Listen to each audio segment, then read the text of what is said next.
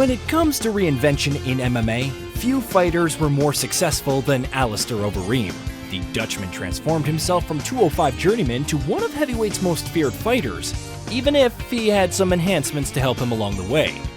In 2011, the UFC paid big bucks to bring the Demolition Man to the promotion, a run which, despite big wins and a title fight, was seen as underwhelming by the top brass. Welcome to the INC, and this is the story of Alistair Overeem in the UFC. Alistair Overeem entered the UFC as one of the most hyped debutants of all time, but his road to get there took longer than most. Overeem made his debut in 1999 as a raw Muay Thai prospect, and after a 10-3 run in his native Netherlands, was given a call to compete in Pride Fighting Championships. Overeem endured mixed fortunes in Japan. Despite wins over Vitor Belfort and Igor Vovchanchyn, the Dutchman was noted for his poor durability and struggles against 205's top guard, including a run of 6 stoppage losses in 10 fights. In 2006, Overeem competed at heavyweight for the first time, claiming a first-round stoppage of popular Russian Sergei Kharitonov. It would be a performance that transformed his career. When Pride closed in 2007, Overeem committed to the heavyweight division, and over the next 4 years embarked on a run that made him one of the sport's most feared fighters. His increasingly bulky frame steamrolling the likes of Mark Hunt, Gary Goodridge, and Brett Rogers.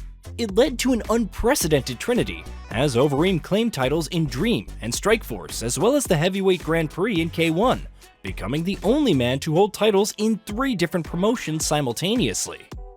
In 2011, Overeem was announced as one of the 8 participants in Strikeforce's Heavyweight Grand Prix, claiming a comfortable win over UFC veteran Fabricio Verdum in the opening round, only to be axed by the promotion following a pay dispute between Strikeforce and Overeem's management company Golden Glory. Overeem's place in the contest was taken by unbeaten rookie Daniel Cormier, who went on to win the contest and kickstart his Hall of Fame career. The contract dispute immediately caught the attention of the UFC, and after several months of negotiations, Overeem signed a multi-fight deal in September 2011, reportedly making him one of the highest paid fighters in company history. While Overeem was able to reach terms with the promotion, his Golden Glory teammates weren't so fortunate, with Marlos Conan claiming the deal cost her a match with women's MMA star Ronda Rousey. Overeem's debut was one of the biggest in company history, as he welcomed back former champion Brock Lesnar in the main event of UFC 141. The match, however, was mired in controversy. In order to comply with the Nevada State Athletic Commission, both Lesnar and Overeem were asked to provide a urine sample for an out-of-competition drug test. While Lesnar's sample came back clean, Overeem's failed to meet commission standards on 2 separate occasions, and was only allowed to compete after being provided with a conditional license, one of the few times Lesnar entered a match as the cleaner athlete. Lesnar was competing for the first time since his publicized battle with diverticulitis, and Overeem exploited the wrestler's weakness by hammering knees to his opponent throughout the first round, before a mid-round body kick proved too much for the WWE star. Lesnar retired from MMA shortly after, while Overeem announced himself to the masses in the most emphatic way possible. With his stock at an all-time high, the UFC struck the Overeem iron when it was hot, and a match with heavyweight champion Junior Dos Santos was booked for UFC 146. 2 months before the fight, however, Overeem was pulled from the card following a pre-fight drug test, after reportedly recording testosterone levels 14 times higher than the average male, something Overeem infamously blamed on his consumption of horse meat. The Nevada State Athletic Commission said nay to Overeem's excuse, handing the Dutchman a 12-month suspension and his place in the match taken by former champion Frank Mir. Overeem's return to competition instead came against Bigfoot Silva, the man Overeem had been set to face in the Strikeforce semifinal 2 years earlier. Overeem was incredibly dismissive of Bigfoot going into the fight, describing the Brazilian as a walking target and that he would outclass the Cage Rage champion in every aspect of the bout. He's one big, huge walking target, and I'm pretty good at striking, so 1 + 1 is 2. Overeem appeared to back up the trash talk, piecing up Bigfoot with punches and leg kicks and being seemingly disdainful of the Brazilian's few moments of success. Overeem knew a risk-free final round would see the Dutchman cruise to his long-overdue title fight. Cockiness, however, is a fighter's most dangerous foe. Big uppercut! This is a championship fight! It is unbelievable! Bigfoot finished the Dutchman 25 seconds into the third round, claiming one of the biggest comebacks in UFC history and the heavyweight title shot for himself. While Bigfoot basked in his unlikely success, most of the attention was focused on Overeem, with the Dutchman's pre-fight trash talk being used against him in the months after the fight. Whether justified or not, the fight gave Overeem a reputation as a talented fighter let down by arrogance and a glass chin. A perception which gained further mileage against Travis Brown at Fight Night Boston. Alistair's plodding forward. Stand right, he's hurt! Overeem suffered a third loss against Ben Rothwell shortly after, and added with a reported $750,000 fight purse, the Dutchman was already being written off as one of the biggest flops in UFC history. Overeem's fortunes took a further hit in 2015 when the UFC announced stricter drug testing due to its upcoming deal with USADA, with many believing Overeem would either pop hot again or suffer a major drop in performance. In a desperate bid to save his career, Overeem relocated to Albuquerque to join the fabled Jackson Wink training camp, developing an efficient outside striking style designed to lessen his chin and cardio issues, an approach mockingly referred to as Econoreem by fans. While the new style turned off those used to his brawling, it helped transform Overeem's fortunes. Wins over Stefan Struve and Roy Nelson were followed by a second-round stoppage of former champion Junior Dos Santos.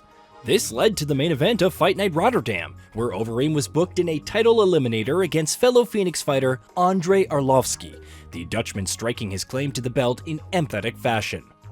Overeem's UFC redemption was complete, but having used home field advantage to claim his title shot, the Dutchman had to enter enemy territory if he wanted the belt outright.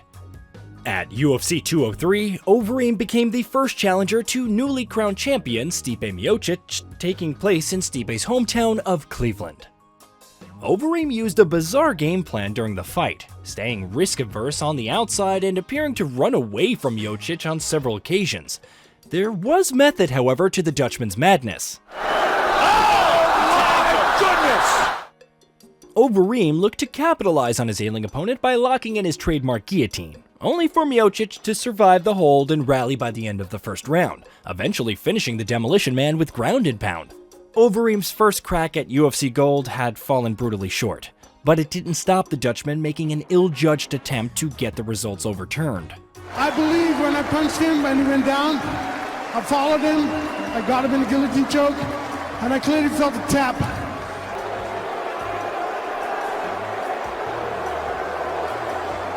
It was at this moment that he knew. He f***ed up.